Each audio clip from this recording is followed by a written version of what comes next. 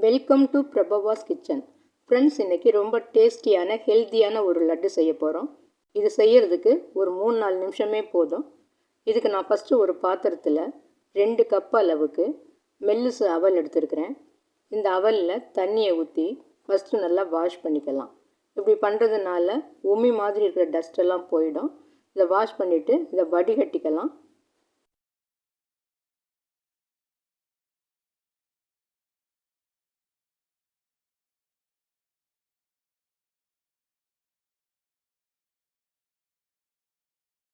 இப்போ சுத்தமாக தண்ணியை இழுத்துட்டு வச்சுருக்கிறேன். இது 2 நிமிஷத்துக்கு இந்த ஈரப்பதத்தோடு இருந்தால் போதும். நல்லா ஊறிக்கும் இந்த அவல். இது மெல்லிசு அவல் தான், இவ்வளோ சீக்கிரம் ஊறும். கெட்டி அவல் கிடையாது. நம்ம மெல்லிசு அவல் தான் இது நம்ம யூஸ் பண்ணிகிட்ருக்கோம். இது 2 நிமிஷத்துக்கு அப்படியே ஒரு மூடியை போட்டு மூடி வச்சிடலாம், ஊறிட்டுருக்கட்டும். இப்போ பாருங்கள், 2 நிமிஷம் ஆயிடுச்சு. அவல் நல்லா ஊறிடுச்சு. இப்போ இதில் நாட்டு சர்க்கரை 1/2 கப் அளவு சேர்த்துட்டு உப்பு 2 பிஞ்ச் அளவு சேர்த்துக்கலாம்.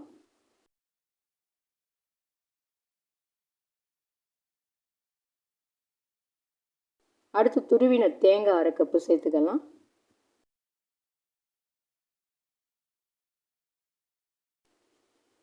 ஏலக்காய் பொடி 1 ஸ்பூன் அளவு சேர்த்துட்டு எல்லாத்தையும் ஒரு ஸ்பூனால் நல்லா கிளறி விட்டுக்கலாம்.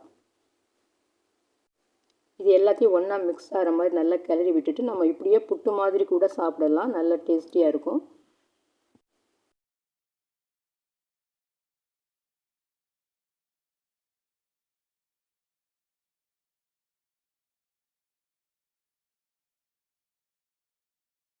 லட்டு செய்யணும்னா இது கையால் நல்லா மசிச்சு விட்டுக்கணும். இப்போ கையால் நல்லா பெசரி விட்டுக்கிறேன்.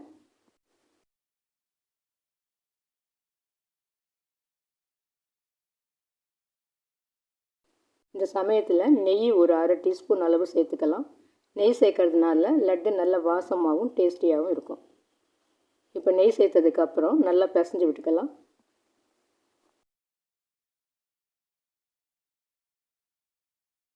இப்போ நல்லா பிசைஞ்சாச்சு. இப்போ இதை லட்டு பிடிச்சிக்கலாம்.